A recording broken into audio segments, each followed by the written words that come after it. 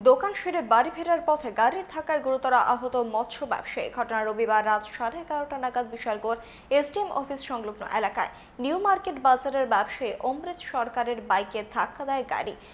অমৃতের বাড়ি মুড়াবাড়ি এলাকায়।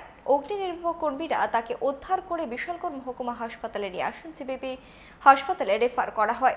এদিকে বিশালগড় থানার পুলিশ দুর্ঘটনাগ্রস্ত বাইক গাড়ি দুটিকেই থানায় নিয়ে গেলেও গাড়ি চালক পালিয়ে যায় বলে খবর।